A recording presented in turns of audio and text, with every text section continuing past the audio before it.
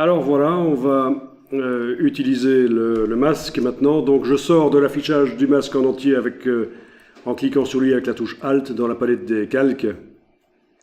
Et donc tout logiquement, les pixels noirs dans le masque masquent le chien. À moins que vous ayez modifié le fonctionnement du masque de fusion en double-cliquant sur lui. Oui, où sont-elles passées?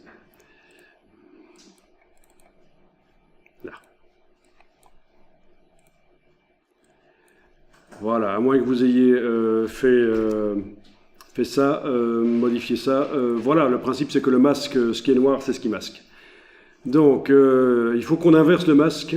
Donc voilà une manière simple d'inverser. Je le réaffiche en grand et je vais dans le menu Images, Réglages, Négatif.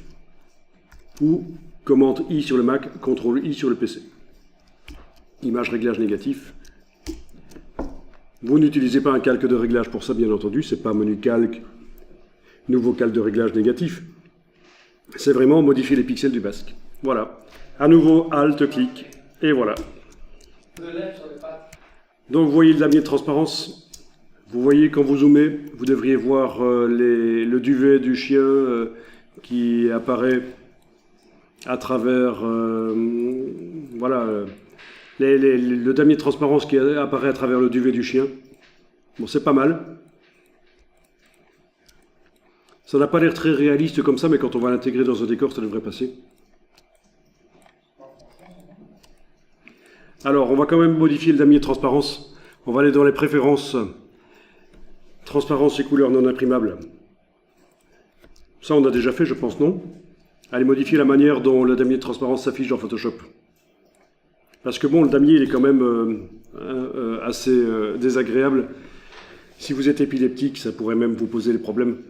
Donc, grille, donc je suis bien dans les préférences transparence et couleurs non imprimables. Grille espacée, couleur moyenne.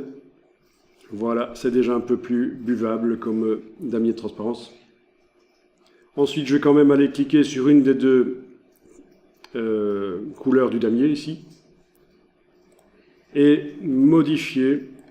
Par exemple, j'ai cliqué sur la plus claire, ben, je vais l'assombrir. Voilà, comme ça.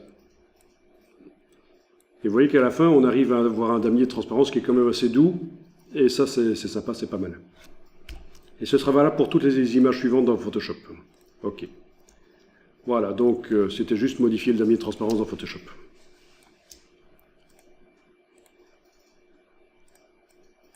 Donc ce qu'on vient de faire, contrairement à ce qui se passe dans Illustrator, ce n'est pas lié au document.